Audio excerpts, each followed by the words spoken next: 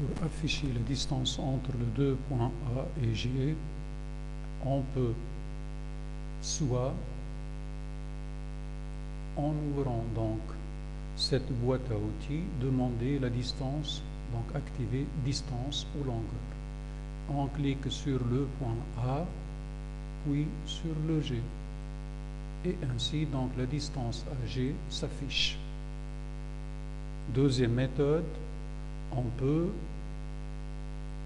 tracer le segment défini par ces deux points, donc le segment AG. Alors, GeoGebra trace ce segment et lui affecte un nom. Et systématiquement, donc, ce nom apparaît dans la fenêtre donc, algèbre et ce nom il est suivi donc, de la longueur de ce segment. H, c'est pour l'instant 2,45. En notant que si on change la position de A, donc remarquez que H change avec, bien sûr. Voilà. Bon, maintenant, donc on va définir donc les distances AG, donc on va les afficher, et GI, puis donc calculer le quotient entre, ou le rapport donc, entre ces deux distances. Dans la zone de saisie, on va donc appeler donc, la distance GA, G, par exemple, on va noter G, indice A. Pour avoir l'indice, on clique donc sur Shift et la touche 8. La touche 8. Donc, touche 8 sans Shift. Donc, le moins, oui, donc A.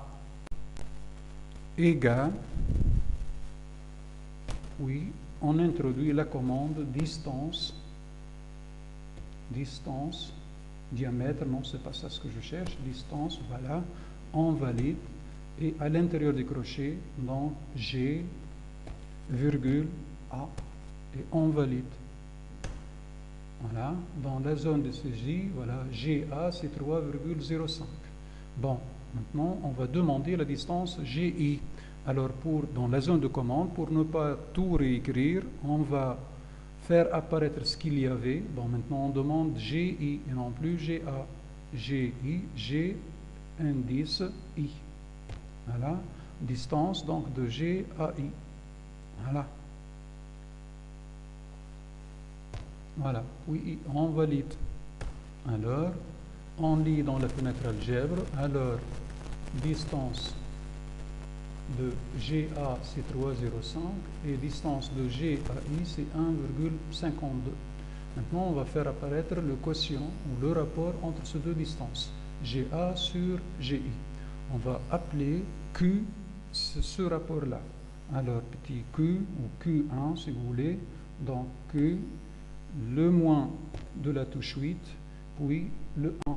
Donc, égal, alors GA, G, le moins de la touche 8, puis la lettre A, sur G, le moins de la touche 8, puis I.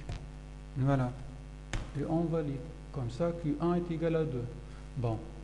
Donc, remarquez que ces deux ne changent pas. Donc, malgré que GA et GI changent, mais le quotient, donc le rapport entre ces deux distances est toujours la même.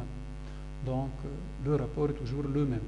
Bon, par exemple, pour l'instant, donc on veut faire apparaître ce calcul sur ou dans la zone de travail. Bon, alors, on va pour cela donc ouvrir cet outil et sélectionner insérer un texte. Insérer un texte. Une fois le choix est fait, donc on positionne notre curseur là où on veut, sur la zone, donc dans la zone de travail. Un clic sur le bouton de la souris, voilà, on va introduire une formule latex. Alors, on fait notre choix, on va écrire un quotient AB, A sur B plutôt. Alors, frac, le numérateur, ça va être GA, distance de GA, ici GB sur GI plutôt, GI, voilà, égal, donc, on va donc une autre fois une formule latex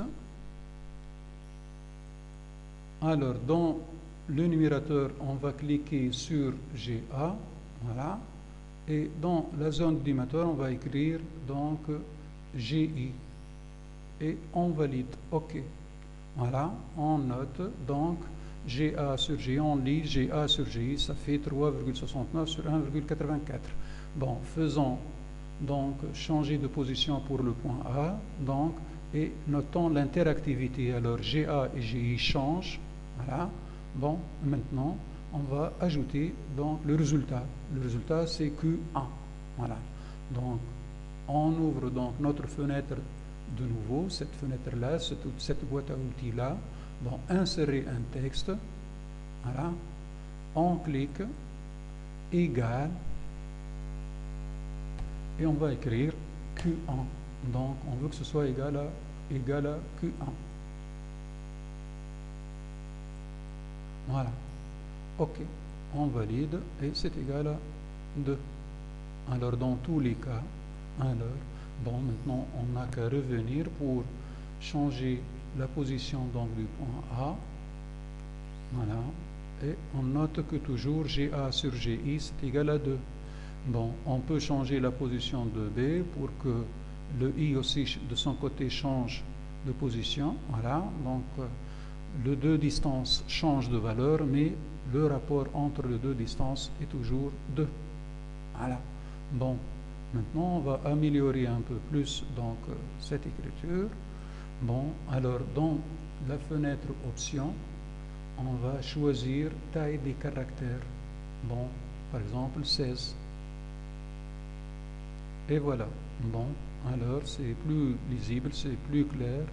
Voilà. Bon, notons maintenant que ce texte il est en deux parties alors qu'ils sont séparés, alors on va donc les faire coller. Pour cela, on choisit ce premier texte, menu de roulant, propriété, donc ça va être fixe, un objet fixe, et je ferme.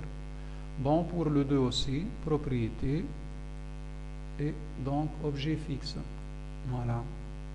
Bon, maintenant lorsqu'on lit, ça nous semble que c'est donc écrit, c'est un seul texte. Bon, alors, revenons pour vérifier une autre fois. Voilà. Notons que GA sur GI, ça change, alors que, voilà, donc le quotient ne change pas. Voilà.